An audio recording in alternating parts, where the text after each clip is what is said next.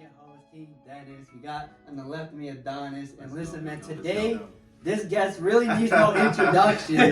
He really doesn't, right? He's a mentor, you know what I mean? A successful entrepreneur in the top 1% in Herbalife, what we do. Yeah. But today, for the viewer's sake, introduce yourself a little bit today. No doubt, man. First of all, I appreciate you guys for inviting me to come out. Super excited to share my story and just talk life and business, you know what I'm saying? But my name's Billy Grubbs. I've been a part of Herbalife now for almost, this February is gonna be 9 years. 9 years. Herbalife in February. So like almost a decade. yeah, man, it's been a life-changing opportunity, something that I didn't know was gonna be what it was gonna be. But at the same time, I'm like, when I say like I'm super grateful for this company, I'm super grateful for what it's provided me. A lot of people would just see one aspect of it, like the shakes and the teas and losing weight, Right. but they don't understand like the life lessons we gained from this company as well. And so that's been like priceless, like literally priceless. Like the mentors I have, the people that are in my life now, the people that have changed my life and helped me change like my mindset around life have given me invaluable type of knowledge, and I love sharing it and passing it and paying it forward. Hey, let's go. Yeah. So, we know we do Herbalife, but today we want to get into Billy, right? In depth with you. So we're going to take it way back, right? Okay. Before Herbalife, before that. Trap life. Right, trap life. All right, let's go back to college, man. Like, what was your mindset in college? What was your, like, first dream? Like, when I grew up, I wanted to become a professional soccer player. Okay. So, how about you? Like, in college, what was your mindset, and what were your goals at the time? Man, so I know we go back that far. Yeah, we going way back. I told you we got it into it. I'm not mad at it though, but I would say in college it's crazy. Like when I was in college, you just have all these hopes and dreams of like what it's gonna be, and this mindset that like life is you do what you're like. I always love saying it like this right here. You go to college with the mindset like I'm gonna do everything that I'm told. I'm gonna get good grades. I'm gonna find a job, or I'm gonna find the next thing or whatever, and I'm gonna move on.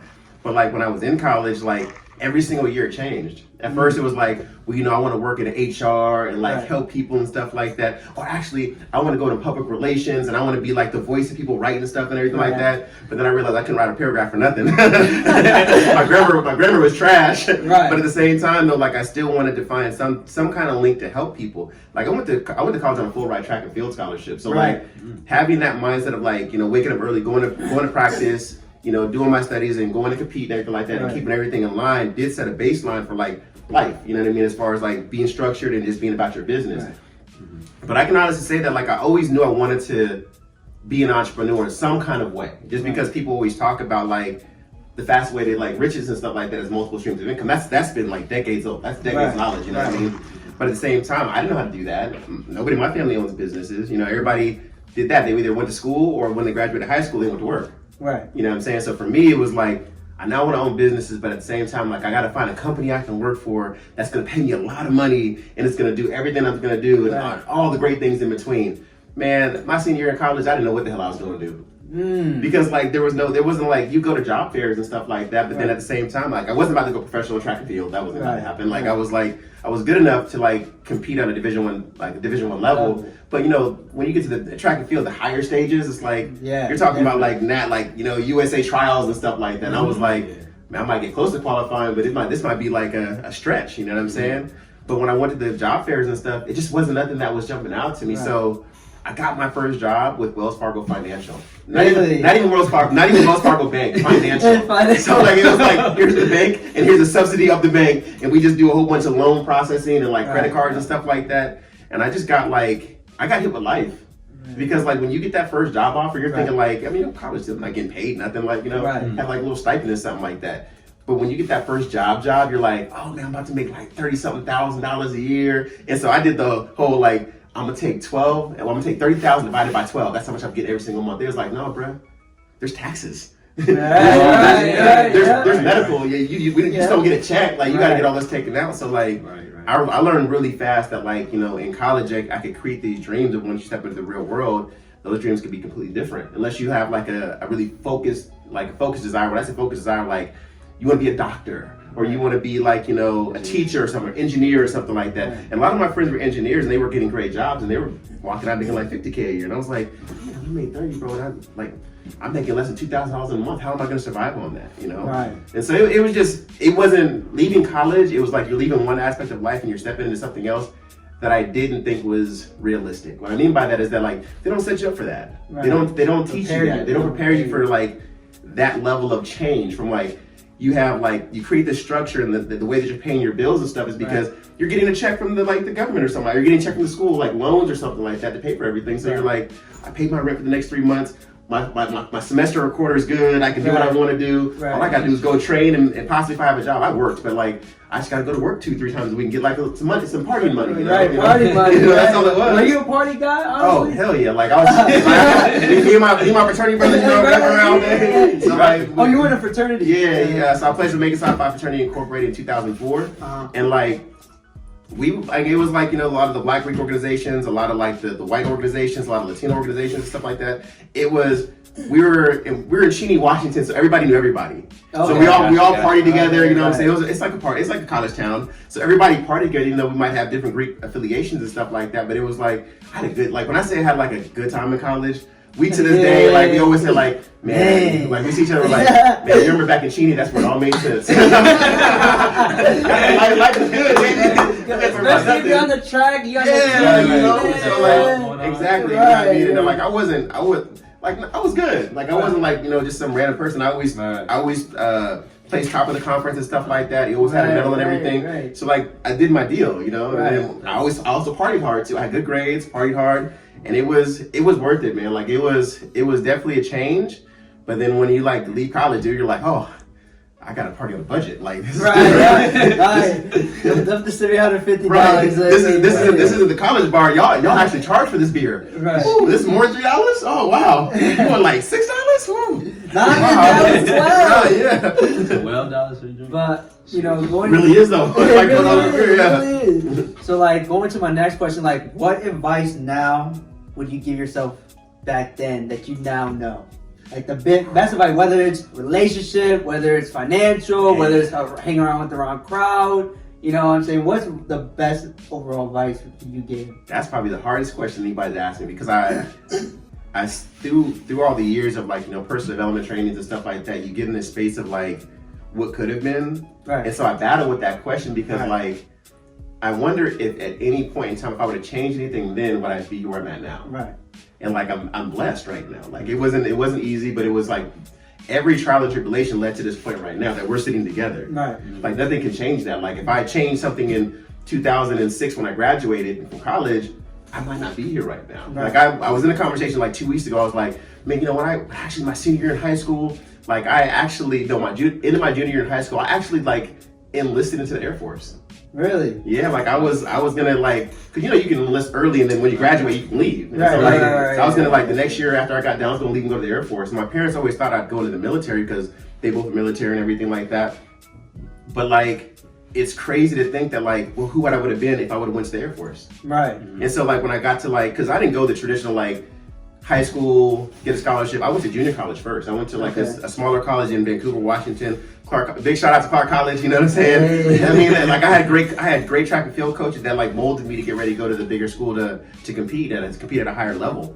But at the same time though, to really answer your question, like it's hard. Like I always say, well, what if I would have majored in this or majored in that though? Like, but I'm scared I would say that there's a level of fear in me now to change anything back then because it would change who it could possibly really change who I am now. Okay. And so like, is there things there's like, I wish I would have never dated that girl. I wish I would have never I wish I would have never like got into that argument or something like that. There's little things that you wish you would change, but that's like aesthetic stuff. Right. But when you ask that question, I think of like bigger things like, what if I would have did like, you know, engineering major or something like that? Like how my life would have been? I might be working for Microsoft right now, still living in Washington.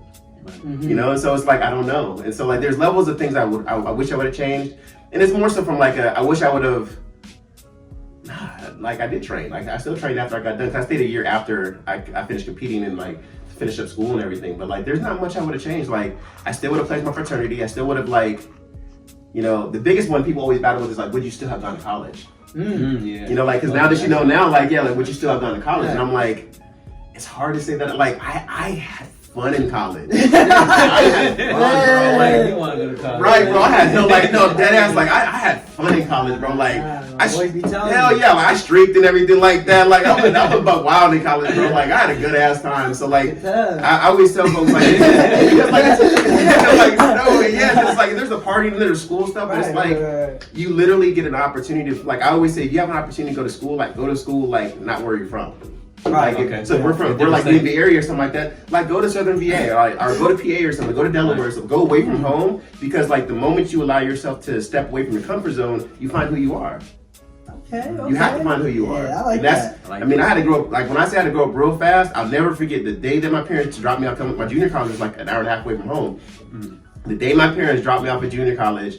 And they like unpacked this. I moved in an apartment, so like I didn't have a dorm. I never lived in a dorm room. Oh, really? Yeah, no, like I went to junior college, so like we all found a roommate through my coach, moved into an apartment, so that was dope. That was cool. Like, okay, there might have been like literally 100 yards from our front door, like this one place that it was called the International Air Academy. So they just trained flight attendants.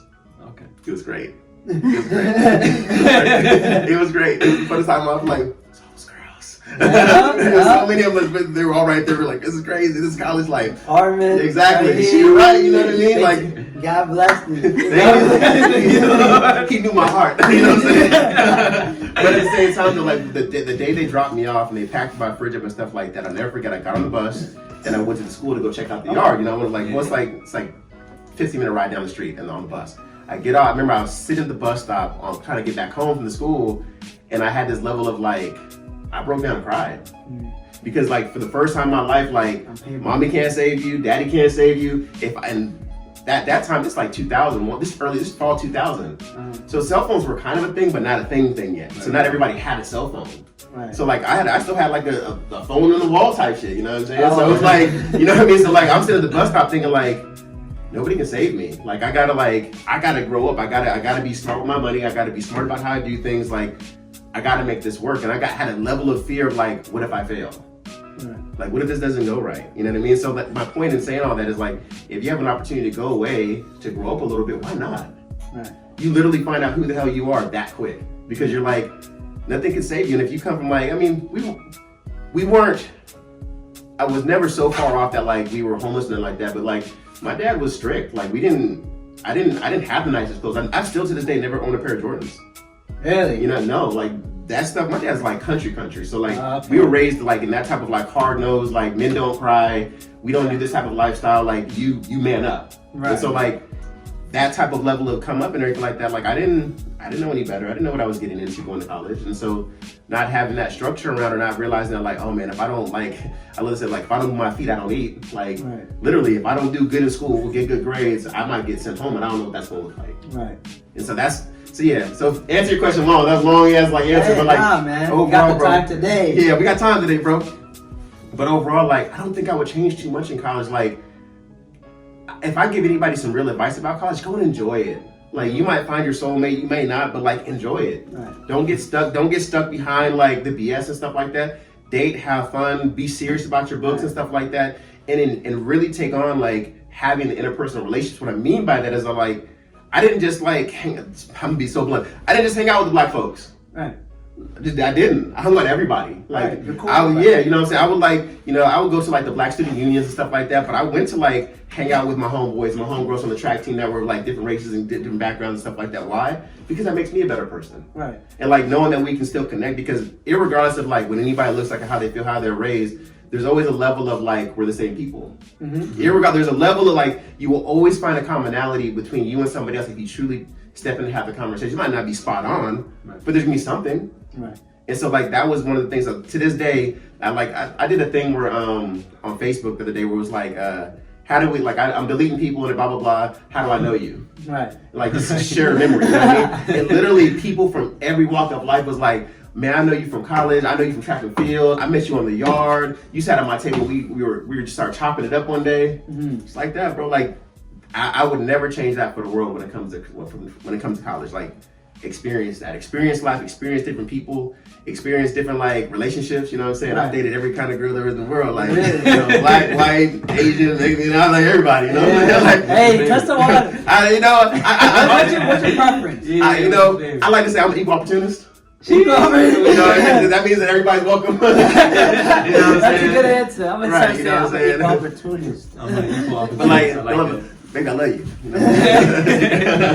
you. So like, you know, like it's funny that you bring that up because we were talking to Reggie. You know, shout out to Reggie. Oh, he came through? No, he didn't come through, but we were at JK. LDW. Yeah. And you know, he just gave us like real man advice. You know what I mean? Just like you know, just honest on the side. Yeah. And he was just saying that, like, you know, as a man, you need to know what you want, right? 100%. He was saying some men want to be married, some want to be in a relationship, some want to just live life like style and just have fun. You know what I mean? So, like, for you, like, are you like, how do you feel about that? You know, because it's different. That's a Because, great question. You know, a lot of men, you know, they don't understand women. Oh yeah, 100%, so, man. Like, nah. You know, people getting played is crazy. Yeah. So what's your advice? What's the best advice that you learned from women? Over the years? Listen.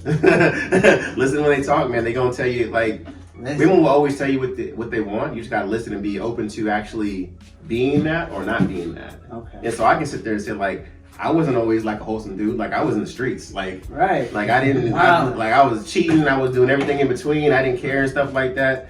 And it's like it's crazy because like me and Reggie like ran together for like 10 years. Like that's my dog. Like you know, shout out to Reggie. That's my dog, man. Much love, bro. You know what I'm saying? You know, got a baby girl coming along the way pretty soon here. Next couple weeks actually. Wow. But yeah, man, it's like I give him a lot of credit for my mindset because like your circle speaks a lot to who you are too. Right. That is true. Like you attract your vibe. You know, your vibe attract your tribe. You know what I'm saying? So it's like seeing his transition from like our party days to like you said, you make a decision of who you want to be. Like, do you want to be the dude that's married, the dude that's dating, like, or do you want to be the dog? Like, you make a decision every single day of who you want to be. I literally seen this man make the decision. Right. Like, his actions made the decision. And so, like, for me personally, it's like, I know that, like, where I was 5 years ago versus who I am today isn't the same. Like, the things that I want from a relationship, the things that I want in my relationship is that, like, I want to have the conversations of, like, what's next? Right. I want to have the conversations of, like, what do you want in your future? Do you see us being married? Do you see us, like, moving into the next phase of our life? Because it's about what you want. And a man that truly knows what he wants can have the world. Mm.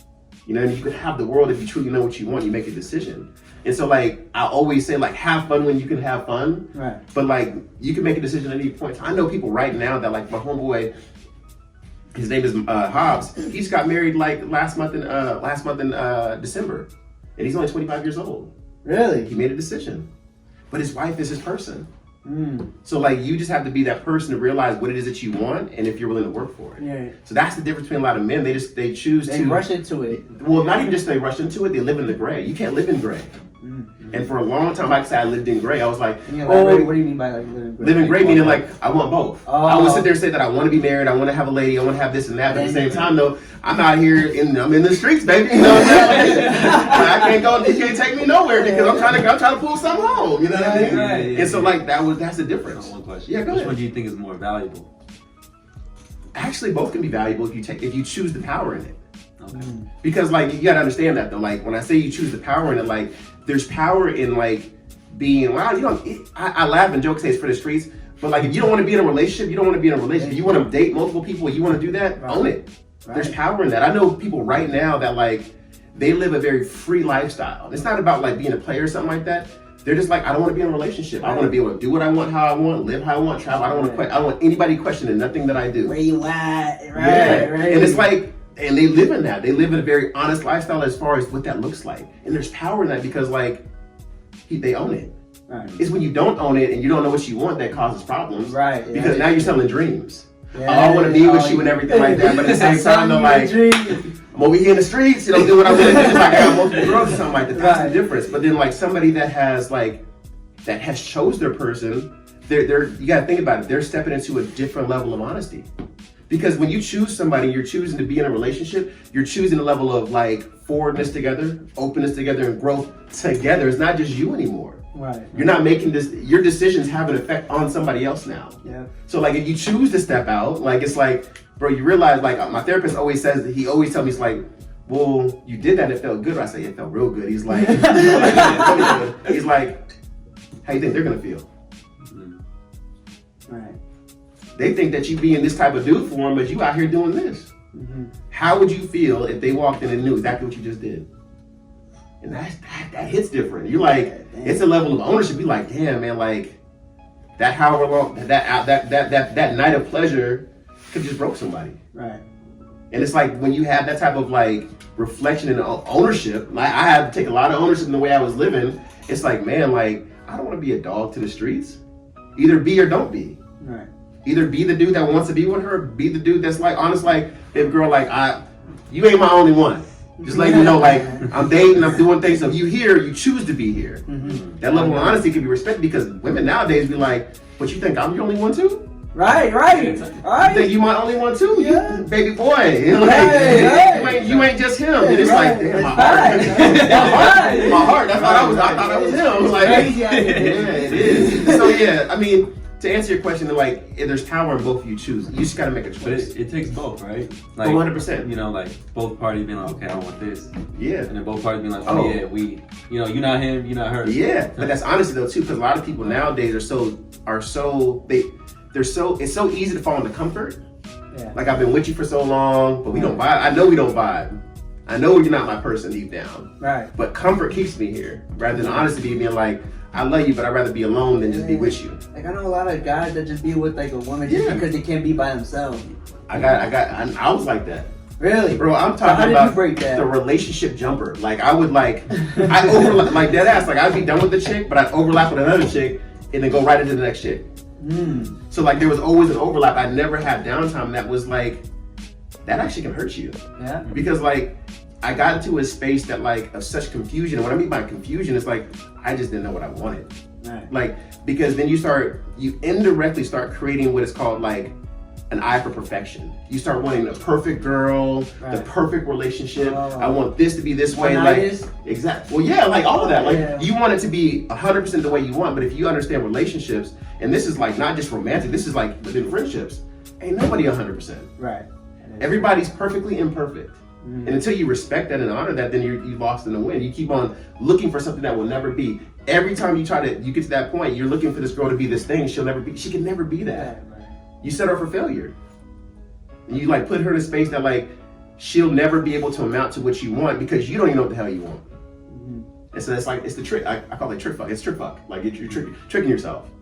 But until you get to a space where I had to break my own, I had to call myself out. Like, and it literally took therapy, it took seminars, it took like a real reshaping of like the way that I look at women and view myself, and realize like, no, I'm just not happy with myself.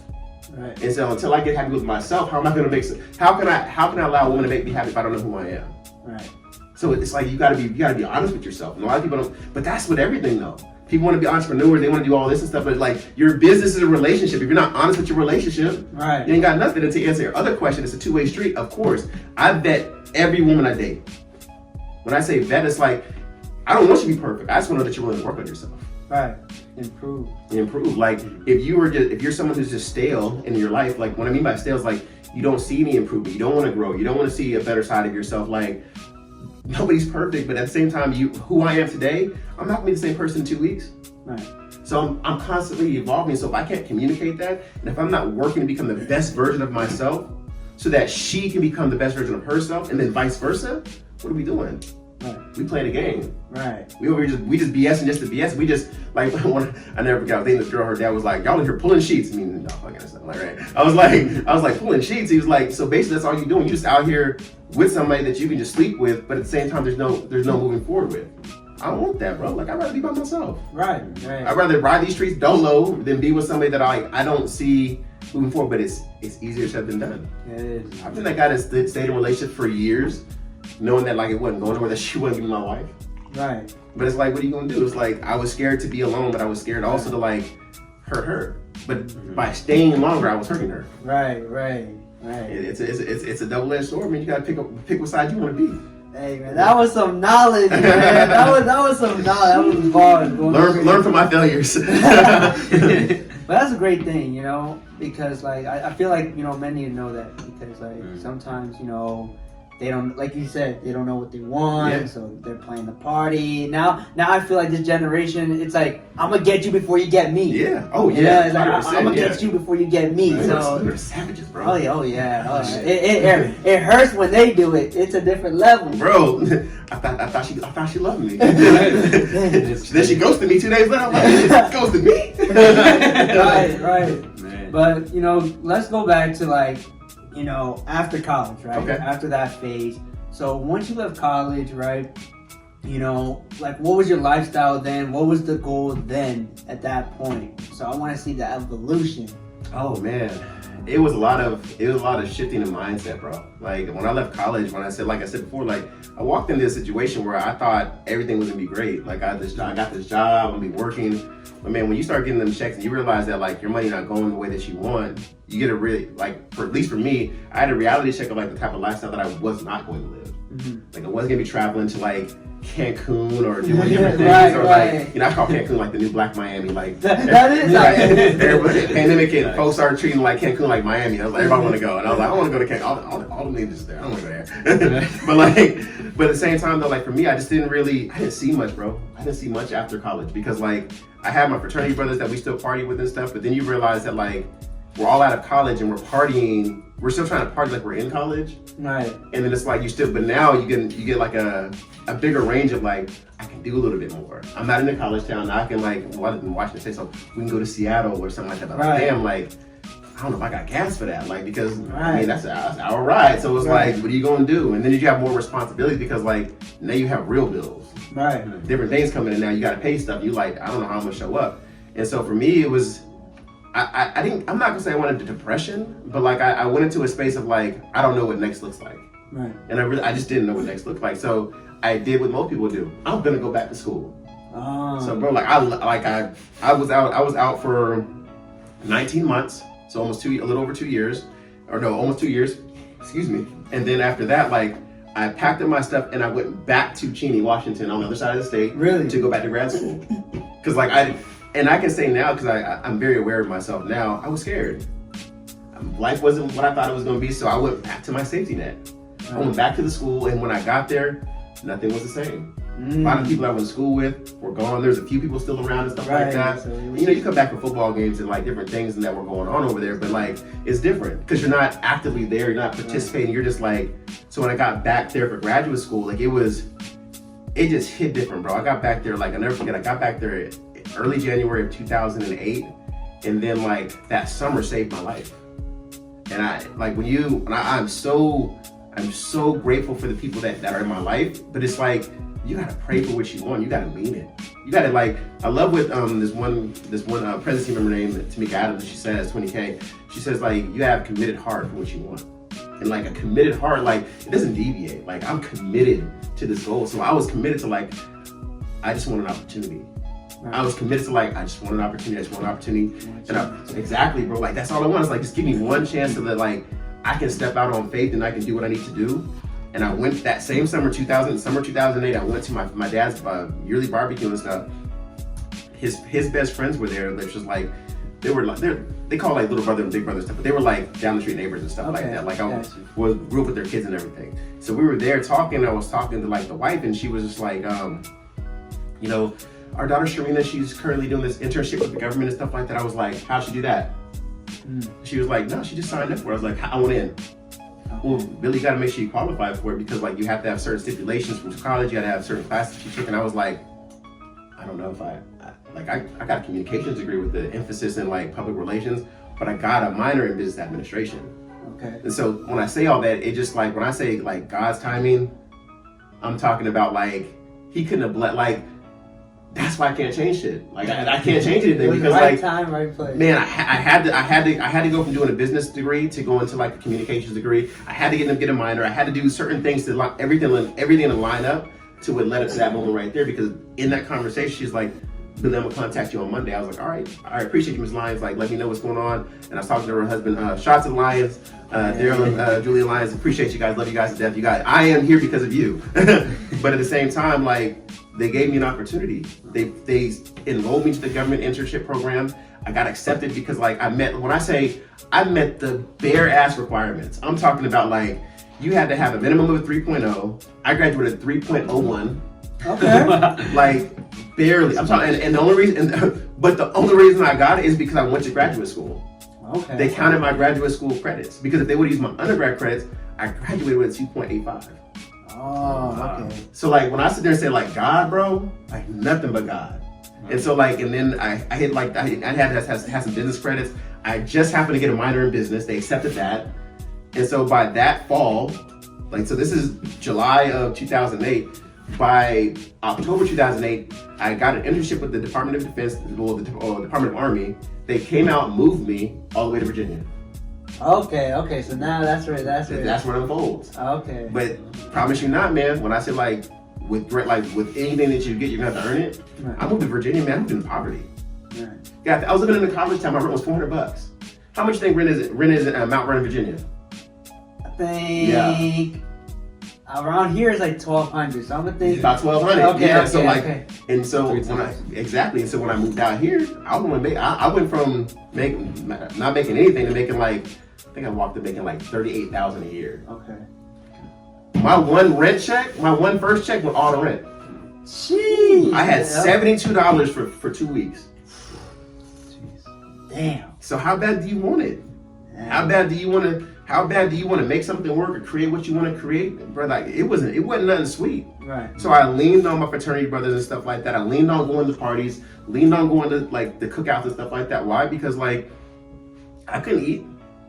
So I was depending on women to like cook food and like, hey, you want to come over and eat or something like that? Hell yeah, I want to come eat. You know, like, I ain't got nothing else. I got hot dogs in the fridge. You know what I'm saying? I got Billy Grubbs. You know what I'm saying? I got hot dogs and ramen in the fridge. Baby, like, I'm coming through. Like, let's go. You know what I mean? So like, but at the same time though, like that's where I can say when I moved out here, I wasn't intentional about nothing. Right. I wasn't intentional about like the relationships I wanted to create and stuff like that and to do. Like it was a different mindset for me, bro. Like it was literally survival mode because I could have like the internship. I could have went to Texas. I could have went to like Kentucky and like 2 other places, something like that. I always wondered what would have happened if I would have went to Texas. I got family in Texas. Like I would have went to Dallas or Fort Worth area. I got my mom, my biological mom is there, my sister's there, my niece is there, my stepbrother's there, my stepsister. Like I got family in Texas, bro. Like in Dallas, a lot of my core families. I would have been there. I would have been good. Oh, okay. But I chose like the position I chose and everything from there, bro. When I sit there and said like a blessing, I fought hard for 2 years, did the grind, bro. Like did what I had to do, working for the federal government. Working for the federal government's not sweet. You gotta earn your way around here. Like you just don't walk into money. You know what I mean? People think you got to yeah, I mean, I got all this. Bro, I was making $38K a year. I wasn't making no money. But like now, bro, like 12 years in my profession and doing what I do, like life's good. Life's good. Like like blessed for the Herbalife opportunity, but at the same time, I still work my full-time job. Right. I get paid. I get paid good. Like, but I earned it though, man. I went back to school, got a master's in what I do. I do government contracts, so acquisitions and procurement. Right. And so like I got a master's in that. That applied to my job, gave me more money and stuff like that, more opportunity.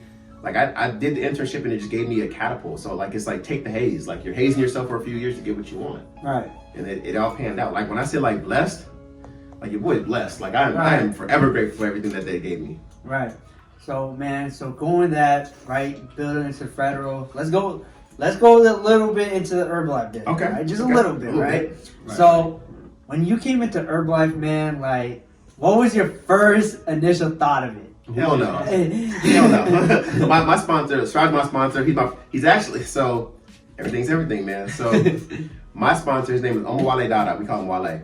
And so, shout out Wale. You know what I'm saying? You know, can't be stopped. You know what I'm saying? Take over Fitness, Fort Lauderdale, Florida.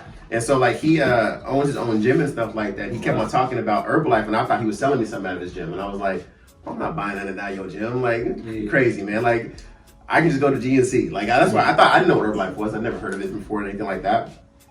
But like, me and him went to college together. Like, we went to Washington State. I went to Eastern, like 45 minutes away from each other. So like we were on the same. So we pledged the same fraternity. We're in the same chapter and all that stuff like that. So I've known Wale for like years. Right. And so when he was trying to put me on, I was like, I don't know, bro. Like, sounds gimmicky. Like you're about to send me some cannabis I can go buy down the street. And he was like, no, just try it, just trust it, man. Like, and I bid. You know what I'm saying? Like let me tell you the real thing. So the real. So like my boy Reggie, he actually had started using the products first. Oh yeah, he started using the products first, man. He used the products first, and like I'll never forget, man. Like we were getting ready to go to a boat ride, and so we used to all come to my house and get ready and stuff like that. We were drinking and partying and stuff like get ready, like pre-funking before we went to the pre-game show, you know. And so when we went there, it was crazy, man. Like we went, and like he walked out the bathroom, and he like looked cut up, and I was like, and a little lean. I was like, you been working out? And he was like, nah, man, just Reggie back then was super cocky, so he was like. You know what it is, man. He got the New York, like, you know, yeah. I'm like, what are we talking about? He's like, man, trying this thing called Herbalife. I was like, word? Wait. that's what Wale was talking about. I was like, So Wale got Reggie? No, he didn't. So Reggie found it from some girl on Instagram, not Instagram, but Facebook, said he wants to get abs. And so he was like, so she hit him up.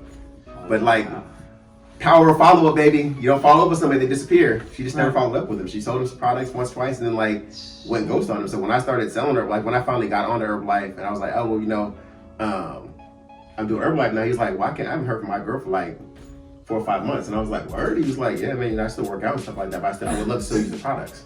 Say less. Here, let's get them. So follow up is key, man. Keep stay with your people, man. Somebody else find them.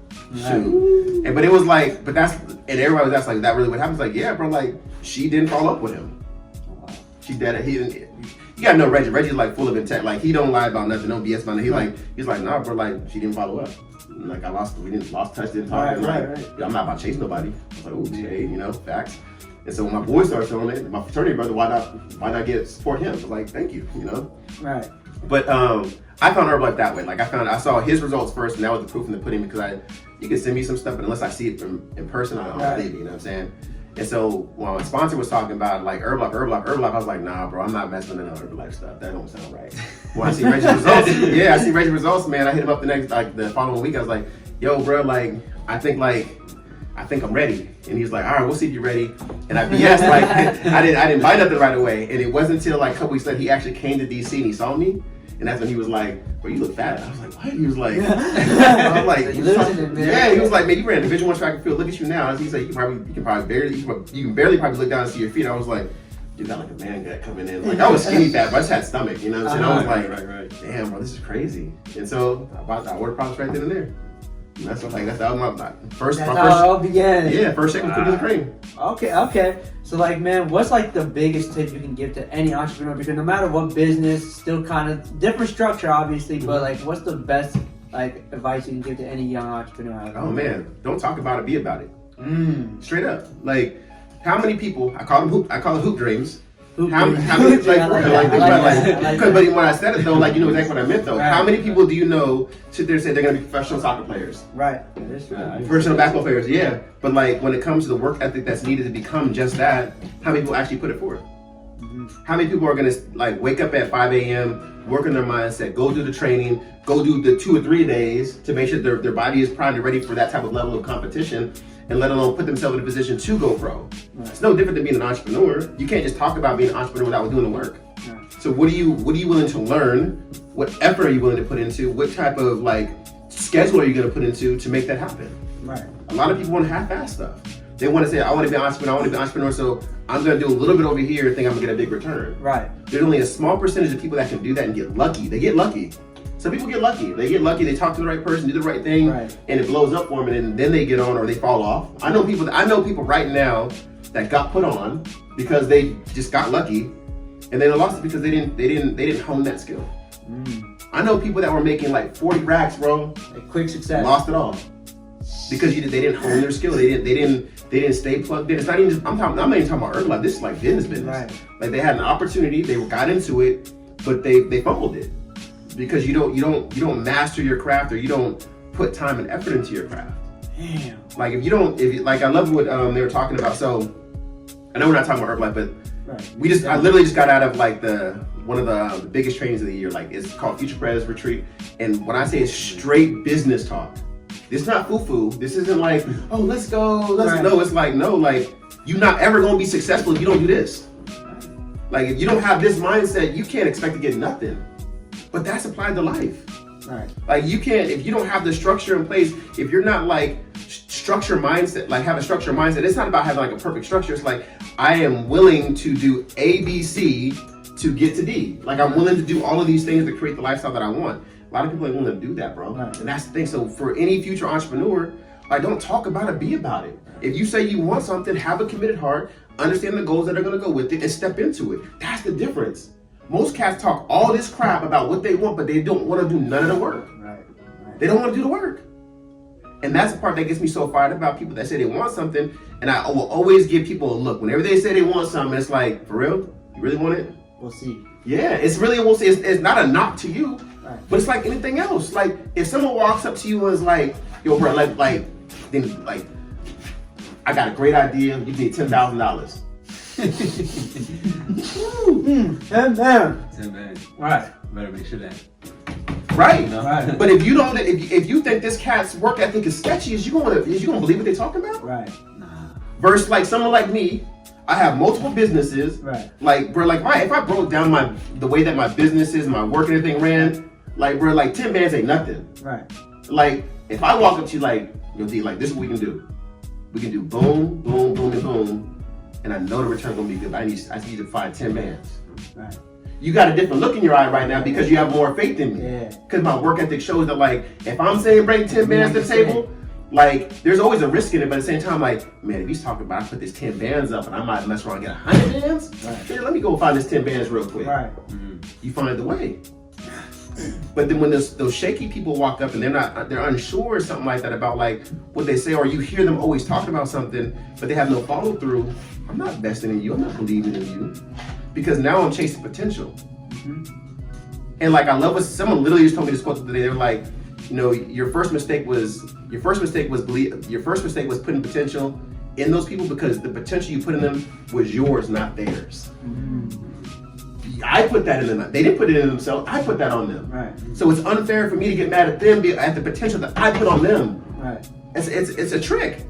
I tricked myself in believing that you had what it takes versus you proving you have what it takes. Right. And that's where we fail sometimes. There's no problem with potential. I can believe in someone all day, but you got to show up. Right. You got to meet me halfway. Right. You got to do something in the middle to make this fruitful for both of us. You can draft a player, but if it doesn't pan out, Exactly. You can be #1 pick. Exactly. We've seen that plenty of times. how many times the first overall? And just like that. So man, Zion Williams, I don't hear from him. Zion? Oh, he's beasting. Oh, he's decent? Yeah, Zion's doing I great. mean, he Okay. is beasting. Well, he got like injured, but at the same time, like he putting up numbers his first couple seasons. But I get what your point is. Like Yeah. he wasn't like from college being that all around like he's the next Next so and so. LeBron. Yeah, then he comes in, he's doing enough to stay in the league type deal. You know what I'm Yeah. saying? Yeah. But then like what's called for Charlotte Ball, Yeah. LaMelo Oh, Ball. yeah, LaMelo. He Yeah. balling out. He balling he out. Doing good. He doing You know what I'm saying? Like He's living up. but at the same time, I didn't have to believe in the potential. He already showed me what he could do. Yep. I just know if I put him in the right position, he's gonna show up. Right. Right. You know what I'm saying? But at the same time, you can see people can show you potential all day, and they can also come into something and it not go the same way. But it also goes to like your work ethic and how you want to build and when you create. People's mind, like I heard this past week, and people, and I just said it a little bit ago, but it's like people's framework and what they want changes too. Like who y'all were 10 years ago isn't who you are today. Right. Hell, who you are right now is not gonna be the same in 2 years. Right. You know what I'm saying? Like you just never know what life's gonna hand you, what's gonna shift your mindset. Like there's so many different things that can happen, and not necessarily a bad thing. So many things that can come up that force you to go a different direction with your mindset, and that can ultimately change the way that you go about business. So like people have to realize that like when I came into this game and I had an opportunity, I prayed for it.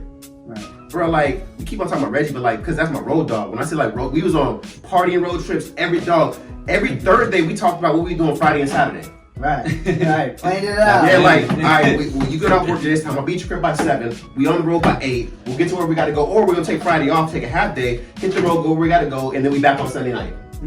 Dog, like it was, but you gotta think about like you. Sometimes people don't realize that they're already creating a structure for their mindset before they even do anything. We were so committed to partying. Right. We were so committed to how we showed up. Right. That we planned out the event. Right. We got our tickets for the event.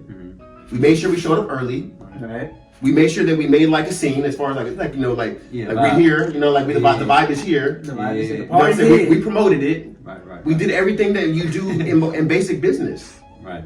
Like we what you call it? Promoted ourselves. Yeah. This is our lifestyle. This is what we do. If you want to have a good time, come be with us.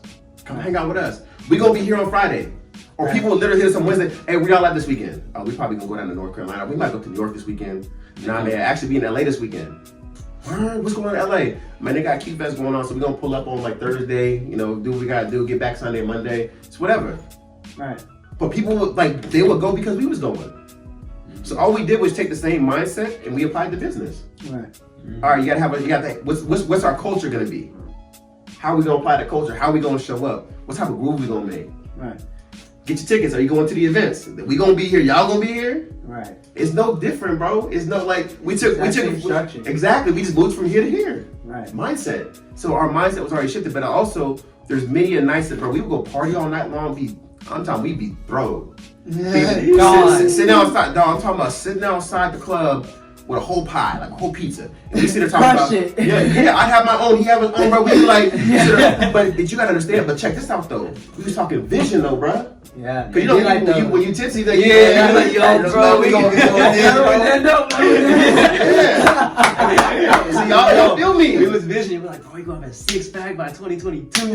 Let's get it. And we was lit. Yeah, but that's my point that though. was real though. Exactly. You know what I mean? So you got to think about what you guys are creating right there. So we was already creating vision about what we wanted because we were just talking about the stuff we probably think about to ourselves, but we telling each other. We sitting in the pie drunk talking about like, but one day, man, we gonna own a business, bro. We gonna make all this money. We gonna have our friends on it, dude. Man, we should open like a club or something like that, like a bar or something. Dog, we would sit there and talk crazy vision lit, bro. Like, man, I just gotta get my money right. I know we gotta get our money right, man. One day, bro, we not successful, bro, we're not successful until I can be like, yo, Reggie, let's go. Hey, you wanna go to Miami today? Right. Let's go to the airport and get a flight, go to Miami today. That's my vision board. You know what I'm saying? But like the point, it's like, but what I didn't realize we was doing was creating mindset around freedom. Enough freedom to do what the hell I want, when I want, without permission, whenever. So if I want to go to like right now, like, yo, y'all want to go do something on a plane? Right. Let's go to the airport, all 4 of us, jump on, go to Miami for the day, chill out, and come back late tonight. I want a lifestyle like that, bro. Right. We would talk like that. But like when you sit there and talk about things now, it's like it can come true. My biggest thing is once you know it's real, go after it. I went after it. Garrett had to show me a check one time. He's like, man, I made da-da-da. Like, I said, man, you showed me a check for 40 bands, say less. Show me a check for 40 bands. This man sent me a check, said $39,860. I was like, say less, dude. I'm on. You can't show me how money to work and I ain't gonna go after it. Right. As people fail, people talk all this mess. I saw it was real. Say less, I'm on. If you can get 40 bands, I can get 40 bands. Yeah. I remember one time, this is when Nate might probably remember. I remember talking to Ronald. He just got depressed, right? And you know, we were because I don't know if you ever went to when they used to do the wellness workshop. Yeah. So like when I went and I was like, yo, like what's the how much are you making, right? And he said, well, I could tell you because you know he knows I'm in the biz and everything. So he told me, right? And I said, all right, let me see it. And then he was like, all right, I got you. So, and then he actually showed, but he didn't have it like but he had it like in his bank. Yeah. And he showed me like how much he actually had in total, like not just the month, like, but he had in total. And I was like, yeah, that's what I want. Say less, bro. I was like, that's what I want right there. You know what I mean? So like, he didn't even just show me the monthly. He showed me what he actually had in the bank saved. Yeah. So I was like, man, that's what I'm trying to get. Facts, bro. But that right there, it's either gonna do one thing. It's either gonna like make you step into it's gonna have you step into a space of like, oh, that's good for you, right? Or it's gonna have a step like, oh, that's dope. I can get. Oh yeah, you got that. That means I can get it too. Right. That's the mentality thing, bro. A lot of people don't have that mentality. Right. They don't know how to look at something and see themselves in it because they either have never had nothing their whole life, or they just have a lack mindset. Right. I've never had a lack mindset. My biggest thing is you just can't tell me nothing, but once it becomes real, it's a wrap. And that's what they did. They made Herbalife real for me. My first event was trash with Herbalife. I'll say that right now. Dude went on stage, said you didn't need college, you don't need this and that, blah blah blah. I was like, man, it's a cult. I was like, dead ass. I was like, man, y'all so full of it. This is BS. This ain't real. Ain't no way. But it wasn't until after that, and then I went to another event, and I was like, nah, this can't be. I had a real conversation. Then I realized that like, no man, the reason I was dogging it and I couldn't be present to it is because it wasn't real to me. Right. It's easy to knock something if it's not real to you. Right. If you've never seen it before, I've never seen a cat make like 40 bands. Like I've never seen somebody like, hell, let's take it down. I've never seen anybody really make like 10 racks a month. Right. Or 5 racks a month. You know, I was making like barely 2,000. So somebody that was like, man, I'm getting about 6,000 a month. What? You get like 6 racks a month? Right. But they had like government jobs. Right. They was up there though. Right. Oh, you know, I'm doing like, 115. I can make 115. I'm making 115 a year, bro. What? I'm like making 65. Right. I know if I get to over 100, bro, that's the goal. I gotta make over 100 bands a year. But like, it's crazy, man. Like, I made over 100 bands in the first 5 months of the year last year. Ooh, like, you know what I'm saying? Right there. Right, you know what I'm saying? So like, but it's like what Cass be thinking about, like, well, hell, like how I got my stuff set up right now, bro. Like, I'm almost at 4. Oh. I'm almost at 400 bands a year, bro. Yeah, that's the 400 bands a year. But that's like, but people look at it, it's like, it's not just Herbalife though. I still work my full-time job. I still get bands I still get paid from Herbalife. Right. But I have my hands in other things too. And it's not about like, when I say other things too, it's all related to Herbalife, but it's just not, it's not like, it's not just the normal Herbalife. I got 2 nutrition clubs. I have my Herbalife business that I work 3 different type of ways. Then I have a job I do consulting for the federal government. Like all that added up, man, like when I see my books in, my accountant's like, oh, you had a good year. Like, I appreciate it. I work hard. Right. I'm a master of my time too. I'm not perfect, but I'm a master of my time. Right. You know what I'm saying? I don't play about like, I try to waste any time. Like, I don't take naps throughout the day. But 5 a.m., I'm out of bed till like 10 or 11 o'clock. Right. You know what I'm saying? But most of the time I don't go to sleep until like 12:30. I'm back up at 5 a.m. Up early, go to sleep late. I'm on it, bro. Right. On it. But I find time for myself. I might take like a little downtime, like an hour and a half. Right. Sundays usually my chill days or something like that. But it's like, for the most part, man, it's a difference, man. You like, it's life lessons, man. A high school coach, Johnny Flash Taylor, he said you either one or two people. He said you either a hunter or you're a prey. Because when we were training for track, he'd be like, and it always stuck with me for life, bro. He was like, no matter how hard you train, there's somebody on the other side of the state trying to train 10 times harder than you to beat you. So you're either the hunted or the prey. Right. So that's in every aspect of my life. No matter how hard I do my business, there's somebody else somewhere. There's somebody somewhere else doing 10 times more to be better than me. Right. So how am I going to show up? Be a hunter, bro. I'm hungry. So that's how you got to go into business. You see an opportunity. How much are you willing to go into opportunity, man? Like I lost 10 bands last year on a deal.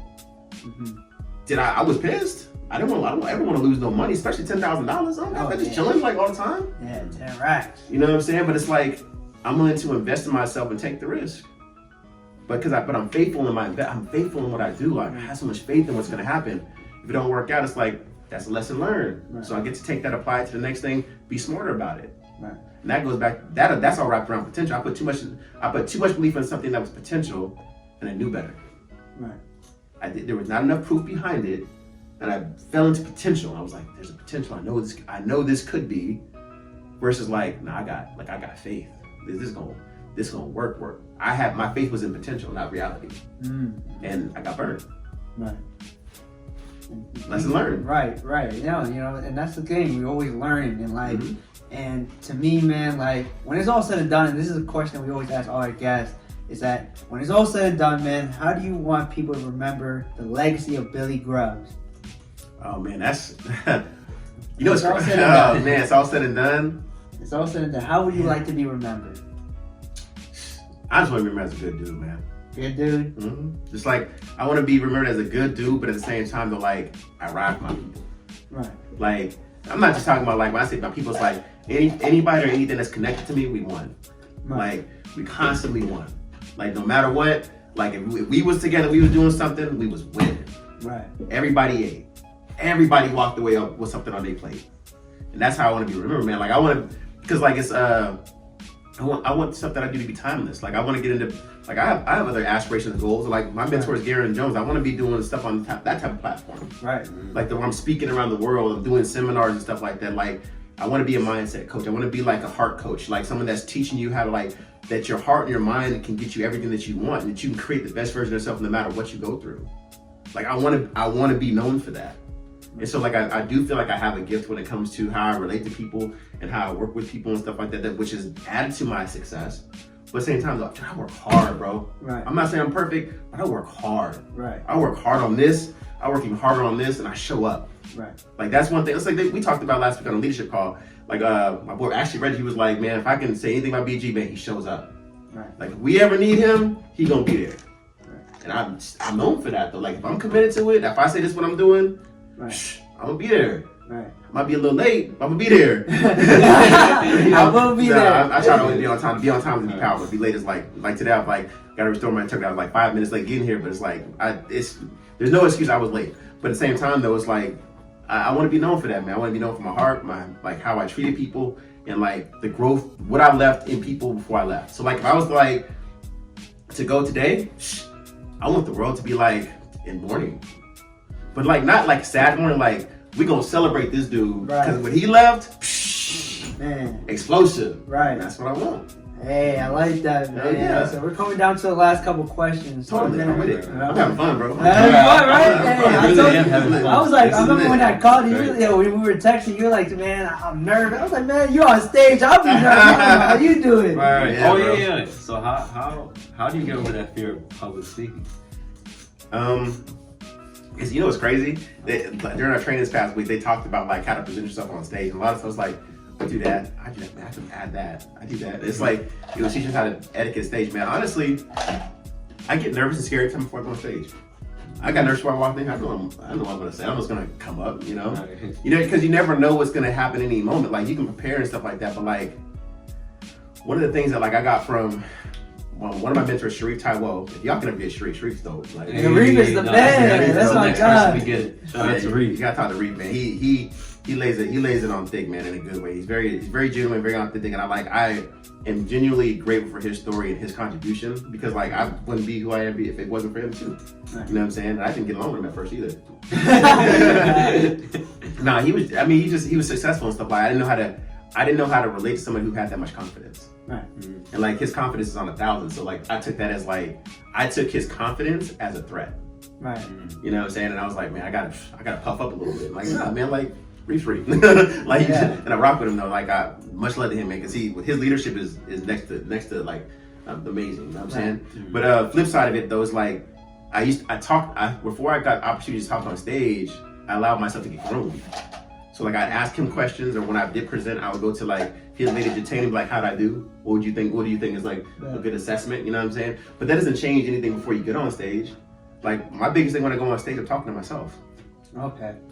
Like when I'm talking to people, I'm talking to myself, and I'm giving my testimony of like, you know, before Herbalife, former Division I track and field athlete, who came into the products, didn't know what I was doing, wasn't listening, was hard-headed and stuff like that. And it wasn't until I went to the doctor's office and found out I was about to put on medication for high blood pressure and cholesterol that I walked out of there and I realized I had to make a change. Like I'm talking to myself. Right. That's my reality. Right. I walked out that office and I had to call my sponsor and be like, bro, like I'm in half-assing what I gotta do to get serious. Right. I gotta lose this weight, they can put me on medicine. Right. So I'm talking to myself, and when I'm presenting, like I can only say that like the reason a lot of times when I present in a certain type of way, I don't present to like love, I present to everybody the same way in a way. Like the way I can be so genuine and so heartfelt is because like I'm talking about my life. I'm talking about the shortcomings. I'm talking about the things I had to grow through, the things that still come up for me to this day. Like areas that I have to be better in, areas that I have shortcomings in. Like I'm not married. Like I have shortcomings in my relationship. Like Right. I don't have kids. I'm 40 years old. I'm 40 years young. I don't have kids.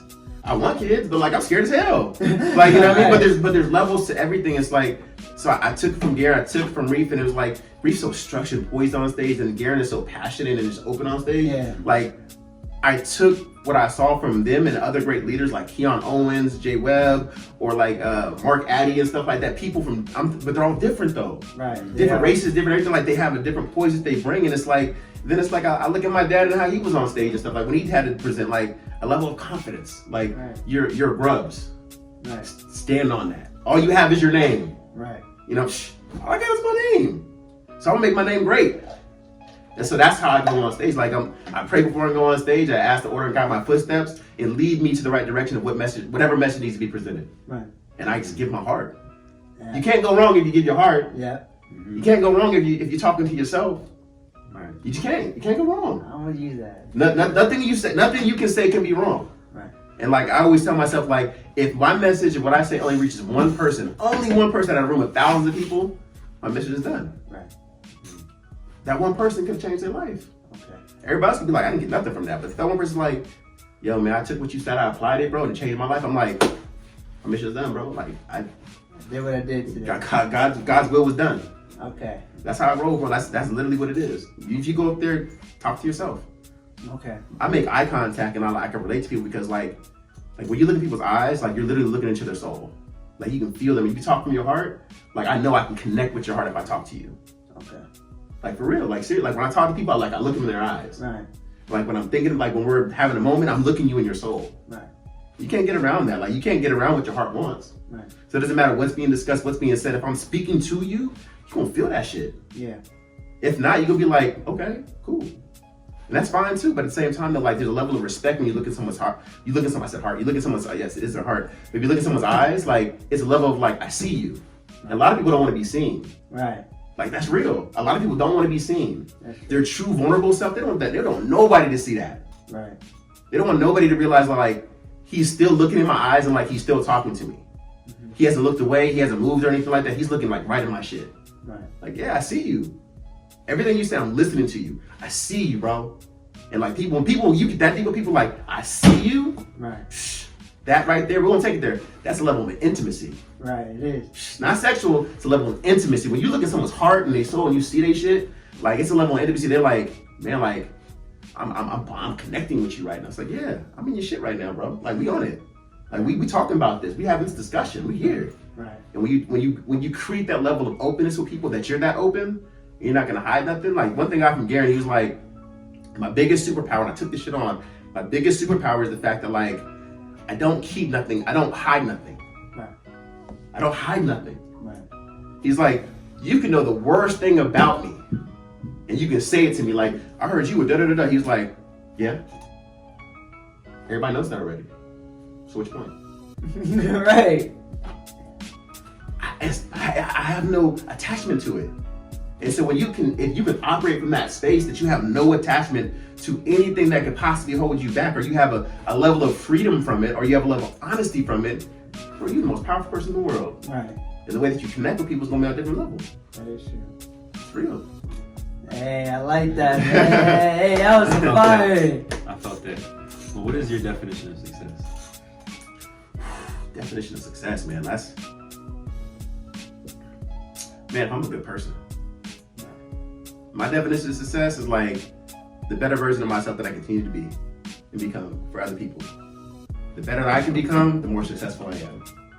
The less attachments I have to certain things and certain ways of being, the more freedom I have, the more success I have. Yeah. People get held back by stuff, bro. Every single day, something holding them back. Relationships, doesn't mean romantic, any kind of relationships holding them back.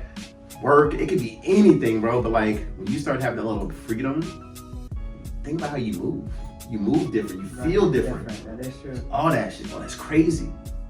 Your level of freedom and freedom of self is like, it's powerful. Like people, like I was talking to my therapist last week. Men, like nothing against women, men get therapy. I'm telling you right now, get therapy. It's crazy. Find someone that fits you and works with you, be as open and learn how to like be free. Learn how to break those cycles of like openness and like creativity, because I grew up in a household where it's like, be a man. Right. Men don't cry. Right. Men hold it in. But that's all holding back your success, or even more success that you could have.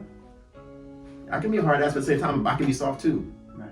But all that adds to success. So my point in what I'm saying is that like, the more freedom that you have with yourself and that you allow to be part of your life, the more successful you'll be, because you have no bounds. There's no boundaries. You start seeing things as like an opportunity. I can go talk to this person. He's 70-something years old. He might not want this opportunity, but so what? I'm free, so you can be free too. Right. Like that's with anything though. Like you can walk in anything, step in anything when you have a level of, it's like self-assurity. Like you're assured of yourself. Like I'm free, bro. Like I have no limits. Right. The less limits you have on your life, the more access to success you have. So every time that I allow myself I have an openness with myself, or a level of freedom, or a breakthrough, or something like that, I get more success in my life. Mm-hmm. My bank account goes up. Right. My pockets get fatter. Right. Like I get more access to stuff that I've never had access to before. Yeah. Like you create, so success is access. So what kind of access are you gonna create for yourself to get to more success? Success is access. The more success you get, the more access you get. The more access you create, the more success you'll get. Bars, let's go. Yep. It's real. And people hold themselves like every single day because they want to give themselves access to something. Because their mindset is limiting, they don't believe in themselves or something like that. But it's like you can be so powerful if you choose to give yourself access to more. Think about if you release all limitations and gave yourself access to everything. What's yours? Literally, that's the difference. That's the difference in success that we currently have right now out of all of us, versus like the other people that are killing the game right now. Right. They created access for themselves and they fought for it. So what are you willing to fight for? Man, that is crazy, man. So that was the last question, but before we go on, man, do you have any questions for us? We've been asking you hella questions, man. Any question for us to finish up? Oh man, That was a great story. I got you Yeah, though. this is one of my favorite episodes by far, man. Definitely. I got one for you. Alright. A good question for you guys. Good question. Anything, man. Just anything. Anything? Anything, man. Okay. Just anything. Just... What do you want? Ooh. Lay down the silver platter. Okay. Ooh. I want. In what area of life? Just everything? What do you want? What do you want? I definitely want right now to become more financially free, be able to travel anywhere, anytime. Like you said, if we just say, hey, let's go to Miami. I've been wanting to go to Miami for years. I've never had the financial freedom or the time freedom. You know, a lot of people are saying, oh, it can't be done. Or a lot of just limitations, like you said, having more vulnerability, openness with myself, creating like a community where everyone's just positive, uplifting each other, like you said. Yeah. Just being able to, like, whoever came in contact with me, they won. Yeah. You know what I mean? Like, whether we just had one conversation, whether you came here and never bought products, whether, you know, whatever. I came in contact with you, you won. Your day was uplifted somehow. Yeah. That's what I want to create. And of course, you know, get a prize. I feel like that's what we all want. But with that, it comes community, it comes leadership. You know, you don't just become prize. You know what I mean? Like it's not just a badge. You earn that. You know what I mean? Like by just connecting with people, allowing other people to win. All right, I feel like it's so like me. But what can you actually give to other people? You know what I mean? And I feel like that's the real freedom of life. That's the essence of life, where you can be able to give without asking for anything in return. You know what I mean? So building that, like, oh, we're all winning here. Like, we're all winning here. You know, no one's doubting themselves. We're all winning here. You know, we have the ability to create what we want, and also like create like a great relationship, a great partnership. I feel like, you know, I'm very scared of what people will think of, you know, like, oh, Eric, you're in a relationship, you're tied down, you're a simp, blah, blah, blah. You know what I mean? But like, I feel like if you find that good person for you, you know what I mean? I feel like you can develop and grow with that one individual. I want that, because I've had, you know, nights where I've been with one girl, you know, slept with her, next morning, you know what I'm saying, she gone. She don't care about me. She didn't make me breakfast. She didn't make me my morning tea. You know what I mean? We not meditating together. Right, yeah. You know what I mean? We're not talking about our goals or aspirations. She just, I bet, she gone. She didn't even say bye. She didn't even say good morning. You know what I mean? I'm like, damn, shawty. You know, she might have been bad or like good looking, or other guys like, yo, respect. And I feel like craving that, but it's not really what I want. It's what other people want. Like, oh, you with that badge? Oh, you had that? Oh, but it was like, that's not what I wanted though. Yeah. You know what I mean? Like, that's what other people, they showing me respect. They like, oh yeah, like, you know, you doing it. Oh yeah, like all the girls want you. Oh yeah, you doing it. But it's not what I want. You know what I mean? Like, I realized that going through my DMs. Oh, this and that. Oh, I can have her. That's not what I want though. Yeah. You know what I mean? That's real. But like, having that one person you can grow with, that's really what I want. But I'm just scared of the fear of judgment of other people. I want to, just like you said, remove that and have access to that. You know what I mean? Give myself access so I can create that success that I want, regardless of what people think. Because people will always think something. Always. Man. That's powerful. No matter what. That's powerful. So just create a winning circle, a winning lifestyle, a winning relationship. Be in a relationship with myself too. Like, be able to like be alone and be like, yo, I feel really good. Yeah. You know what I mean? That's powerful. Have that, and I know I'm very young, you know, just 19. People are gonna be like, you know, you gotta explore. Like, I have another brother, You know what I mean? And like he's exploring. Let's just say that. And he like shouldn't be exploring. He shouldn't be exploring. That's cool. He shouldn't be exploring. He has a girl. He's exploring. But yeah, like going to the clubs. Like, what are you going to the club for? You know what I mean? Like, what are you going to the club for? You're searching for something there that you don't really want. Yeah. You know what I mean? Or maybe you do want it at the moment. Yeah. But it's not what's going to fulfill you, right?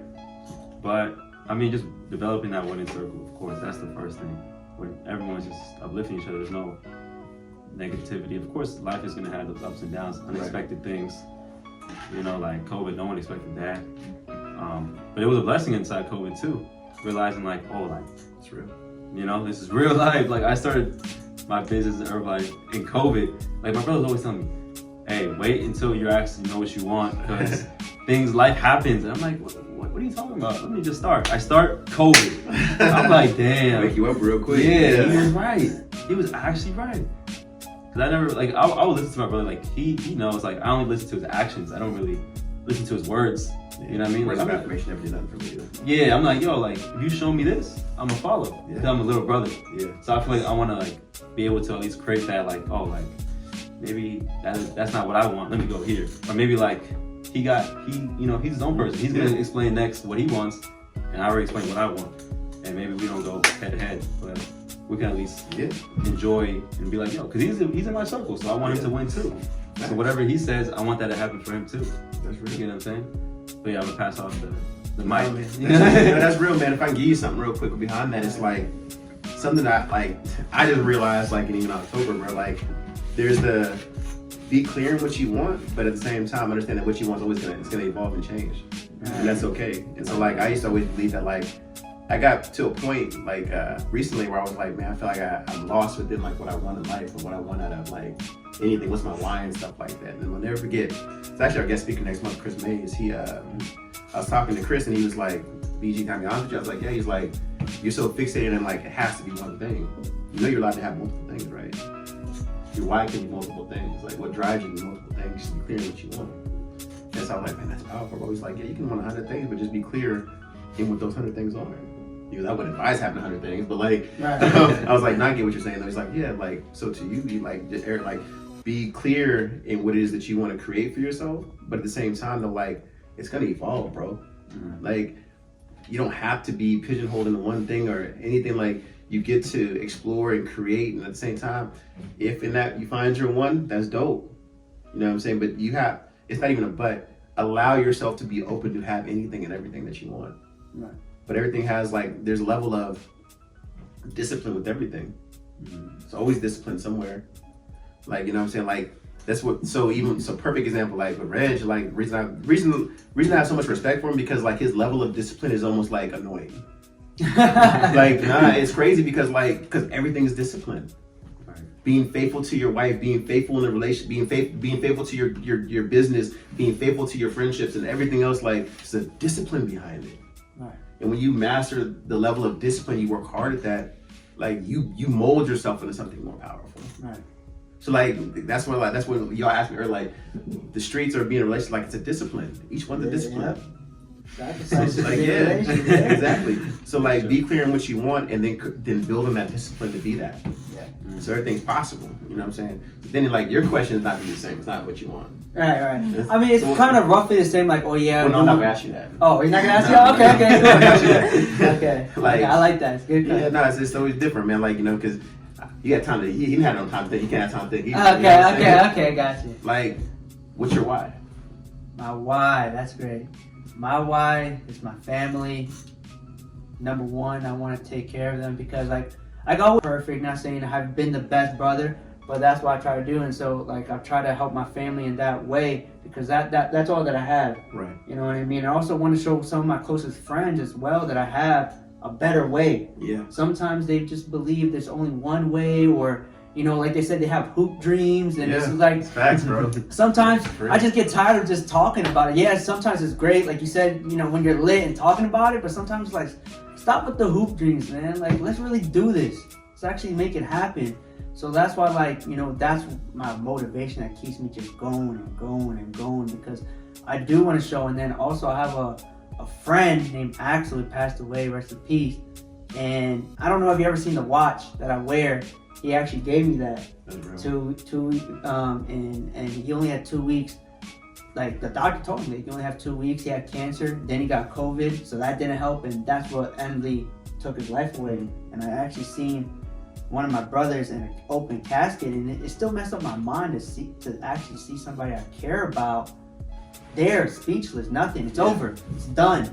And I remember in 2017, I don't know if you remember that extravaganza, we made a promise, and we were lit, like you said, we were lit. We were like, man, we're all going to get a get. When we get a get, we're going to pop the champagne, we're going to smoke cigars like Michael Jordan. Like, you know what I'm saying? Like, we want to ring, you know, because we knew if we can get the get team, we can get to the top 1%, with the press team. So we knew if we can get there, the get team, and unfortunately, that, you know, he's not here no more. So like, I feel like I take that responsibility to complete that promise, to get to get team, because we knew if we can get there, we knew we can get to the top of the company.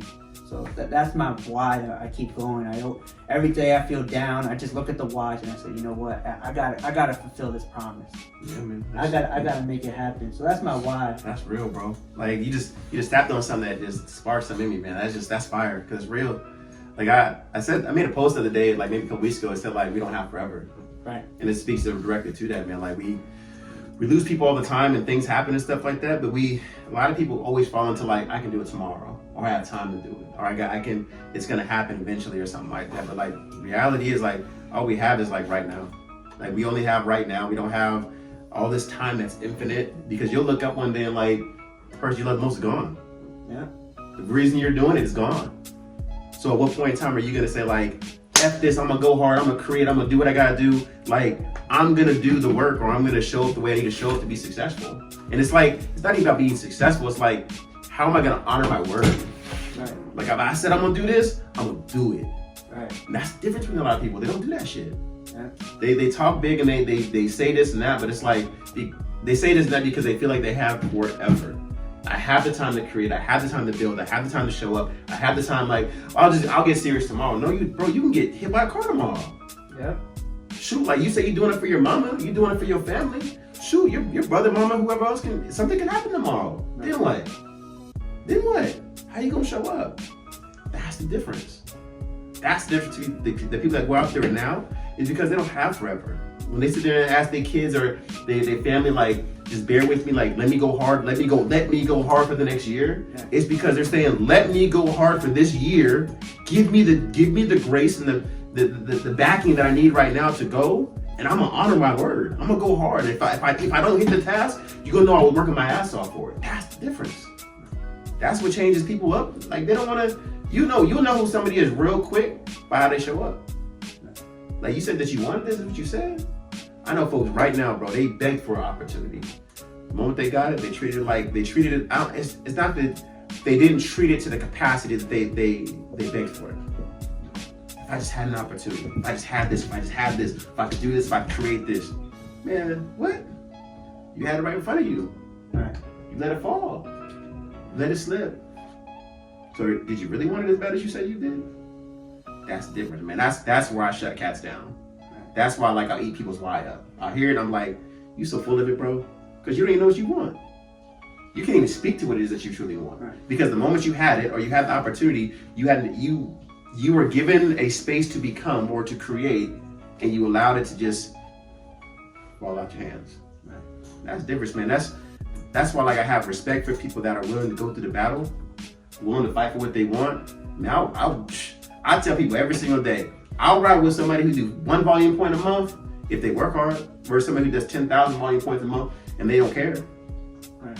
I'll ride for that one person, because eventually it's gonna happen for them and they're gonna end up keeping it. Right. They're gonna keep it. They're gonna be with you forever. Their loyalty and how they show up is gonna be rewarded in some way or some way or some fashion. It's gonna happen for them. Sometimes it's gonna take you 1 year. Sometimes it's gonna take you 10. But how you choose to show up and how you choose to be a leader in your community and everything else, and you really stand by that whole, like, we don't have forever shit, like, we don't have forever. Like, and that, I hate saying it, but a lot of people gotta lose something before they realize that. Like, the homie gotta die, a family member gotta die before you realize, like, man, what the F was I doing over the years? Like, I said 3 years ago I was going to do X, Y, and Z, and like, and they were supposed to be part of my vision. Right. They were supposed to be in it with me. Then what? Then what do you got? Then now you got to muster up some kind of energy, something else, somewhere else, because the reason why you said you did it, you played with your time. Right. I'd rather bust my ass every single day and some stuff not happen, but like if we not hit like say the top 1%, or like we hit press or something like that, and the reason why I do it or how I do it, say something happens to them or something like that, I don't ever want there to be a moment being like, well, I failed. It's like, not busting my ass, it just didn't happen in time. But I worked hard. Does it suck? Yeah, but I worked hard. Right. Like I fought for it, bro. Like I can't, ain't nothing else I can say I fought for it. And that's different. That's real, man. So I'm proud of y'all, man. Like, things y'all doing, your creating, man, it's just, if I can give y'all anything, bro, just fight. Like, when I say fight, it's not, so Garen is, my mentor Garen is big on like resistance. So when I say fight, I'm not saying create like friction or resistance, like, nah, fight for your dreams, man, fight for your goals, like, really create that no matter what mindset. Like, when I say no matter what, like, there can't be no excuses. You want to be an entrepreneur, there can't be no excuses. There can't be no in-betweens. Like, you say you want that shit, you gotta go hard for it. That's the difference between people that are successful and not. Like, how hard you willing to go, man. You can't talk that talk and then not show up. Right. So like, if y'all want anything, if I can give you anything, man, it's just like, be the, it's not the outlier. It's like, be the one. Right. Be the one. Not the two, not the three, be the one. Be that one person that does everything they're supposed to do. It's not even about being perfect. It's like, be willing to do everything you're supposed to do to get what you want. Nothing else in between, bro. Like, doesn't matter if someone leaves you, doesn't matter if your friends don't get on. Man, I'm saying that much cuss, but like, my homies and stuff like that, my people that I ride for and stuff, bro, like, they weren't the ones that like, my people weren't the ones that like, jumped on right away. They jumped on late. Right. It was late. Oh yeah, go ahead. It's good. But yeah, like, my people didn't jump on right away, bro. They jumped on late. But once they got on, guess what? They eating. They got some results. But like, if you ride, man, I'm taking everybody with me, bro. Like, we all gonna eat. You wanna make just all you put in the work. Right. Ain't no free hands. Right now. Alright, man. That was the last question. I appreciate you for coming No on doubt, today, bro. man. You made us drive. I hope you enjoyed it. Yeah, man, it was dope, man. I can't wait till you see it. I'm ready to see it, bro. It is what it is. Replay this. Yeah, y'all gotta be fired up, man. Man, I learned a lot about you as a person. Appreciate that, bro. And like I said, man, like because I really wanted to know who is Billy Grubbs. You know, there's sometimes we get on stage. Obviously, you can say the truth, but it's not all the truth, right? All the time. Yeah. You know what I mean? Yeah, you gotta keep it like PG. But like, I wanted to know who Billy was, man, because you're like a mentor, and like I said, you know, grateful for you, all the advice. You know, I remember bringing my guests to the STS, and you would just talk to them while we had the main speaker, and you didn't have to do that. So like I said, man, like when I get on the stage, I know I'm gonna give you your due and your props because appreciate it, man. you know you're a mentor, man, for real. Bro. I Appreciate that, bro. All right, guys, and we out, baby. Appreciate you, Nats. Yeah, the camera guy.